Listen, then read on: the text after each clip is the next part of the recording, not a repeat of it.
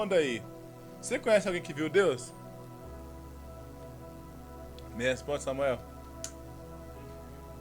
Sei lá, que teve experiência tão grande com Deus, tal.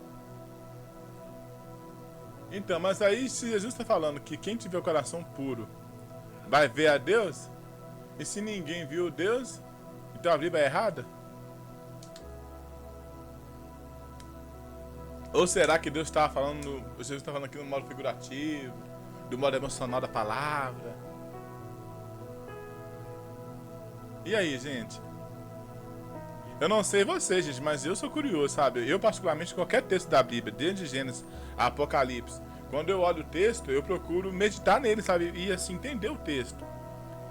Porque, olha só, a gente leu antes, que tem fome e que justiça serão fartos. Né? Os que tem misericórdia serão tratados com misericórdia. Agora aqui, ó, os que têm coração puro, pois verão a... Felizes os que têm coração puro, pois verão a Deus.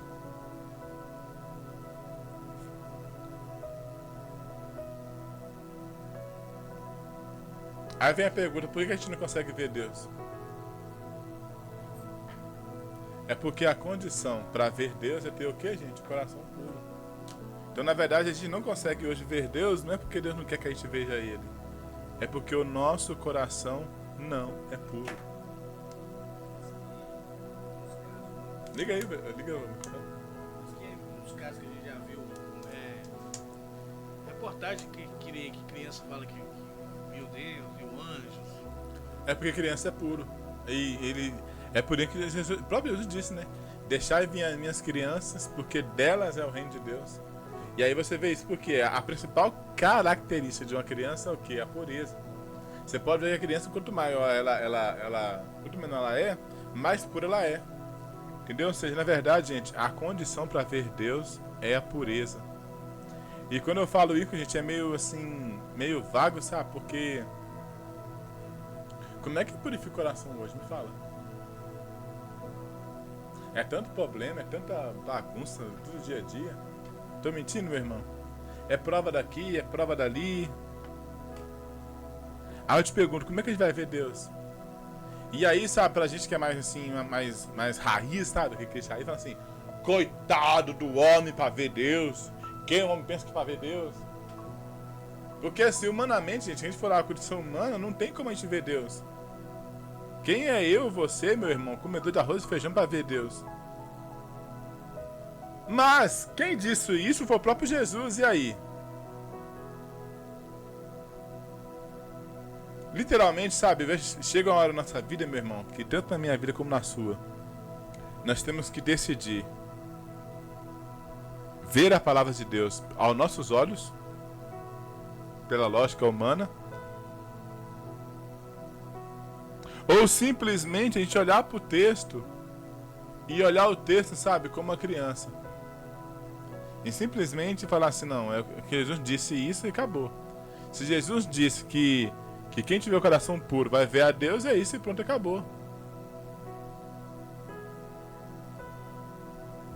E aí sabe, a gente fica pensando, mas será que é? Mas coitado do homem, se o homem vê Deus, ele vai morrer, que não sei o que, que não sei o que, que não sei o que. E é interessante, meu irmão, por quê? Onde é que está a chave para você ver Deus? Eita, meu Deus do céu. É no coração. Jesus disse lá em Apocalipse 3, se não me engano, assim, ó, eis que estou à porta e bato. Aquele que abrir a porta, eu entrarei com ele, sairei com ele e ele comigo. Então, ou seja, a porta, o segredo para eu ver a Deus ou não ver a Deus, está por onde? Pelo coração. E daí, Jorge? E daí que mora o problema, tá aí. Por quê? O coração tem que estar puro. Mas aí eu te pergunto, como é que purifica o coração hoje?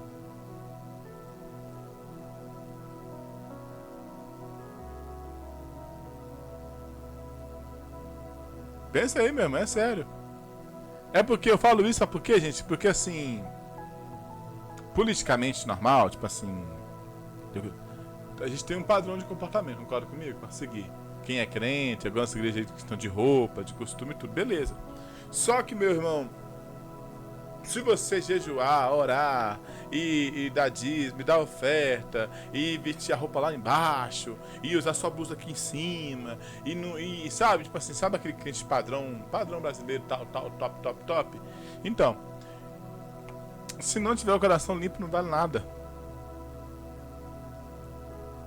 E qual que é o problema? O problema é o seguinte, que quando fala o coração, e é interessante, gente, que algumas vezes na Bíblia, inclusive essas aqui, por exemplo, é uma delas, que quando tá falando do coração aqui, não é só o coração físico, tá? Questão de coração que bombeia sangue, que manda pro corpo não, sabe?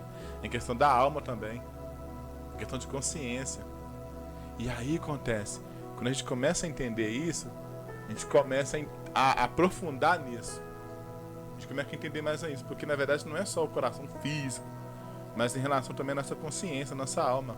E aí vem a pergunta, será que a nossa alma é pura? Será que a nossa consciência é pura?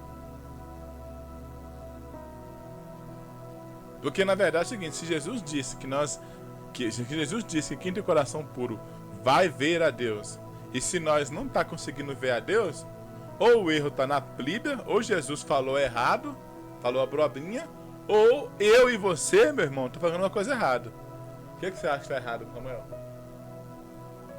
É nós? Eu também acho, gente, também acho, com certeza. Eu de maneira alguma, nem no delírio mais longe, eu nunca vou duvidar do que Jesus disse, gente. Pra mim, se Jesus disse que 2 mais 2 é 1.000.000, é 1.000.000 e pronto, acabou, não tem conversa.